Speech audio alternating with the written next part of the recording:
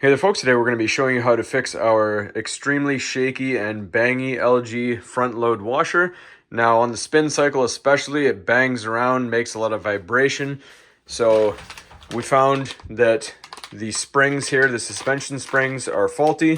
So it's actually really easy. We just have to do a couple screws, take off the top, and then we'll show you where it is. Alright, so we have the unit pulled away from the wall, unplugged from the electricity. You can leave your water attached, that's fine, just unplug it from your electrical outlet. Now if we look at the hinges, each one has 2 screws. We're going to be taking off just the bottom one on each one.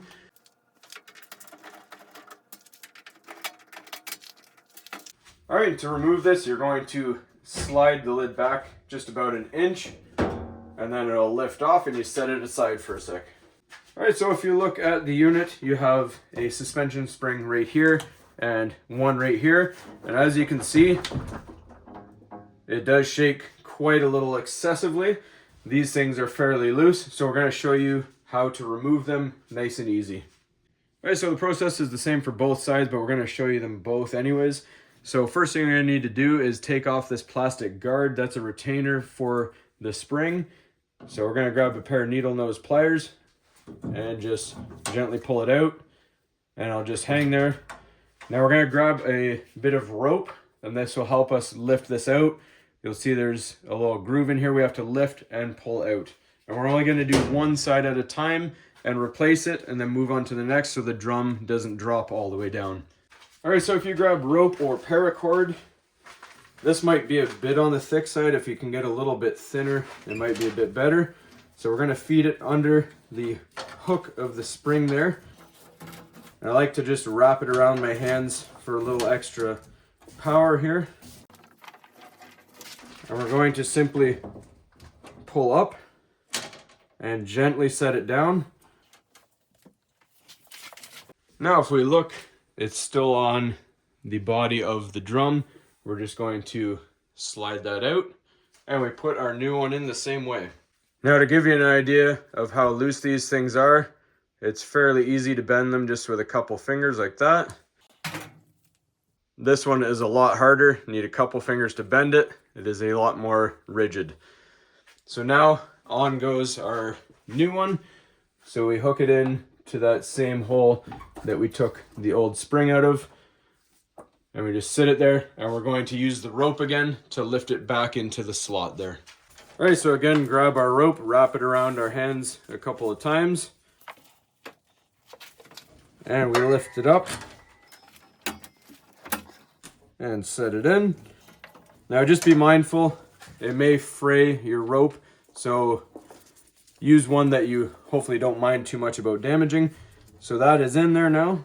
We just put our retainer back, and we're good to go to the other side. Alright, so this is the same as the other side, as I said, except it's just a little bit more crowded with all this stuff here.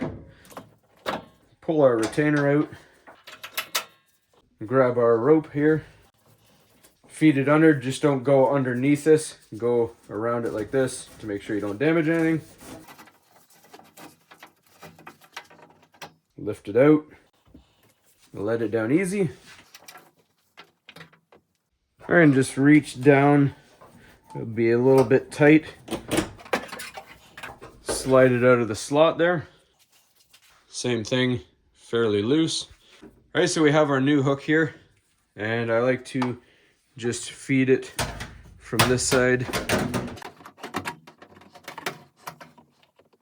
And we'll let it rest there for just a sec, and then do the same thing with the rope to lift it on up. So make sure you kind of hold tight onto the spring, don't let go, because I actually had it drop down in the machine. It's a little awkward to get it. So keep some tension on your rope. Do your wrap around your hands. And same thing, nice and slow. Set it back in. And we grab our retaining clip, push it back in. And now when we push on it, it doesn't shake as much, and you can feel it's a lot harder to push down. So now everything's all good. We're just going to get the lid back on.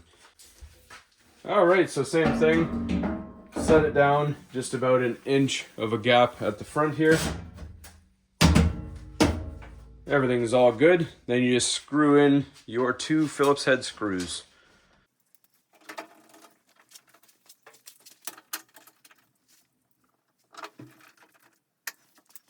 That's all there is to it, folks.